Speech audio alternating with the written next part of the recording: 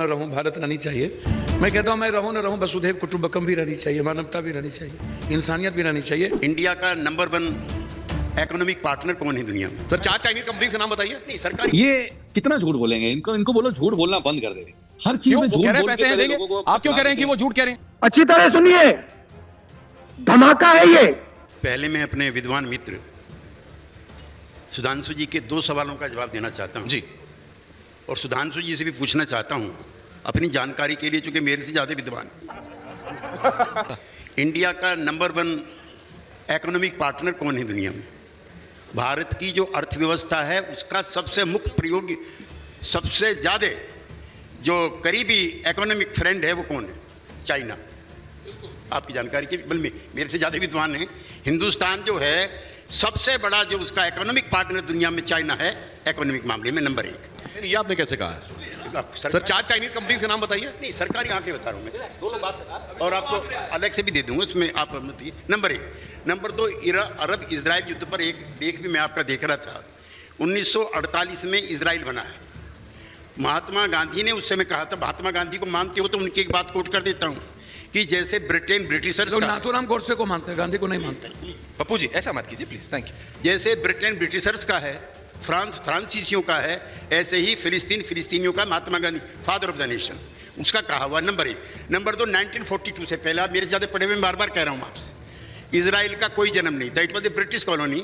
जब अंग्रेज जाने लगे तो उन्होंने इसको एक अलग मुल्क के रूप में मान्यता दी। उस समय 25,000 की आबादी थी और फिलिस्तीनियों की आबादी थी 6 लाख 16 लाख। उस समय 72% जमीन पर कब्जा था फिलिस्तीनियों का, आज सिर्फ 7%। अरे कहना क्या चाहते हो? यूएन के 6 रेजोल्यूशन हैं जिसमें इंडिया भी शामिल है। 2014 से पहले भी इंडिया था, वैसे आप तो 2014 के बाद का इंडिया मानते हैं। तेरा तो गेम बजाना पड़ेगा। और अटल बिहारी वाजपेयी जी, जो हमारे आपके नहीं मेरे भी प्रिय नेता अटल बिहारी वाजपेयी, उन्होंने यूएनओ में और रामलीला मैदान में, उसका कैसेट मेरे पास है, मैं आपको भिजवा दूंगा, कि किसी को इस बारे में शक शुबा करने की जरूरत नहीं है कि हम गवर्नमेंट ऑफ इंडिया इस सवाल पर फिलिस्तीन के साथ हैं और उनकी जो जमीन इजराइल ने छीनी है वो वापस होनी चाहिए।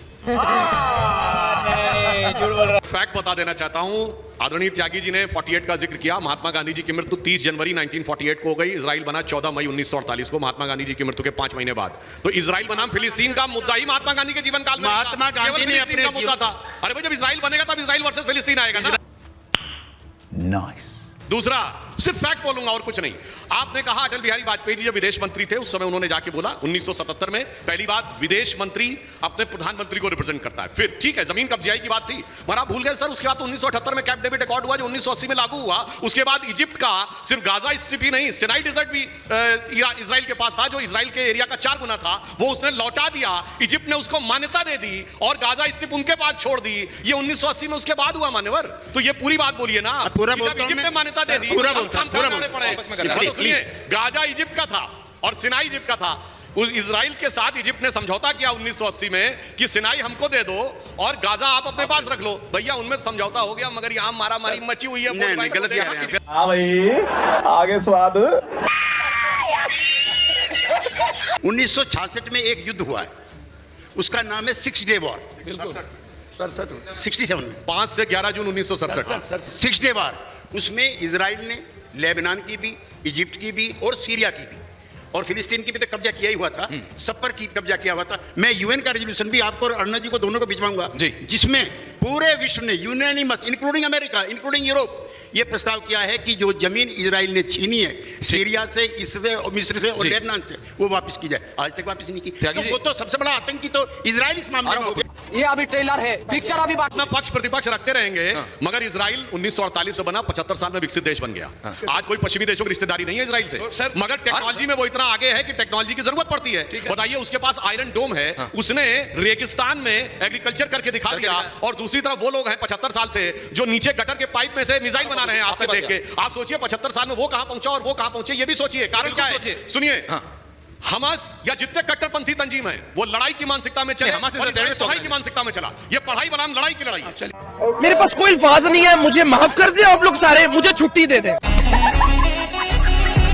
बहुत जोश के साथ रत्नाकर जी ने बहुत सारी चीजें, राहुल देव जी, पर ये भूल गए अगर सर्वे करा दिया जाता, ये अपने यहाँ सर्वे पे विचार कर लें तो राहुल गांधी जी के नेतृत्व को 90% कांग्रेसी खारिज कर देंगे। बात तो सही है। और अफसोस है क्या करेंगे वही रत्नाकर जी बीच में नहीं। ऐश्वर्या राय जी के लिए मैं सुन रहा। अमिताभ बच्चन जो उनके स्वर्गीय पिताजी के मित्र हैं, और अमिताभ बच्चन की इनकी राहुल और प्रियंका की बचपन में हाथ ले फोटो, शर्म आनी चाहिए उनके लिए। नाचने गाने निगेटिव सेंस में, नाचना गाना कोई बुरी बात नहीं है, निगेटिव सेंस में यूज किया। ऐश्वर्या राय जी मतलब जया बच्चन की बहू, उसके बारे में क्या कहते हैं? उनका डांस देख रहे हैं, ये कर रहे हैं, लड़कियां छेड़ ले जाए करते वहां। सुनिए, संदेश खाली पे मुंह में दही जम जाता है, क्योंकि ना वहां आदिवासी महिला दिखाई पड़ती है ना दलित, क्योंकि वहां एक शाहजहां दिखाई पड़ता है। शाहजहां का वोट ज्यादा तगड़ा, ज्यादा भारी, ज्यादा टिकाऊ नजर आता है। यही वो लोग हैं।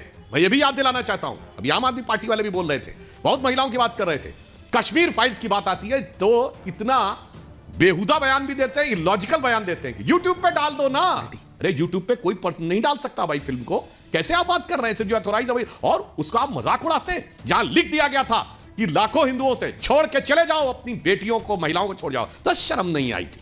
केरल में आपके मुख्यमंत्री ने बोला था, रत्नाकर जी, ओमन चांडी ने 300 लोगों के लिए बोला था कि वहां पर हिंदू और क्रिश्चियन लड़कियों के साथ जो किया जा रहा है।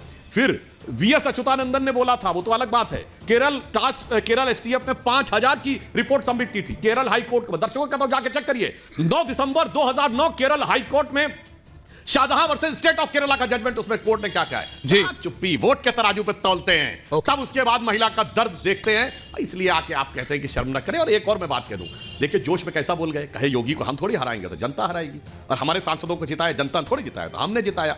और मैं समाजवादी पार्टी के प्रवक्ता महोदया से कह देना चाहता हूं, कृपया इस विषय का संज्ञान ले लें। उन्होंने कहा कि एक्सप्रेसवे पहला किसने बनाया, तो मैं दर्शकों से बताना चाहता हूं, भारत का पहला एक्सप्रेसवे मई सन 2000 में बॉम्बे पूना एक्सप्रेसवे बना था, और मैं स्वयं उसके उद्घाटन में गया था। नितिन गडकरी जी उस समय महाराष्ट्र के ट्रांसपोर्ट मिनिस्टर थे और राजनाथ जी सेंटर के थे। अब दूसरा बता दूं, उत्तर भारत में भी ये जो डीएनडी फ्लाईओवर जिससे हम जाते हैं ना, ये सन 2001 में बना था।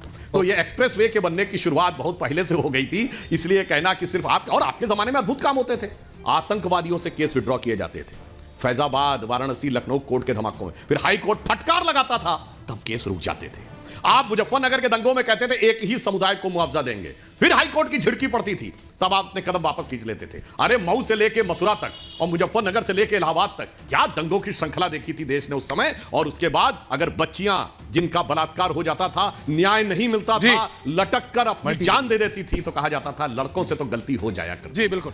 इसलिए मैं कहना चाहता हूं, और एक बात अंत में और कह दूं, आज भी देखिए इन दोनों लोगों को कितनी बेहतर शर्म नहीं आती है। अभी 2 महीने पहले की तो बात है जब कांग्रेस ने कहा था अखिलेश वखिलेश, मगर उसके बाद ही साहब अखिलेश जी ने कहा था बहुत चालू पार्टी है ये कांग्रेस के लिए मध्य प्रदेश में।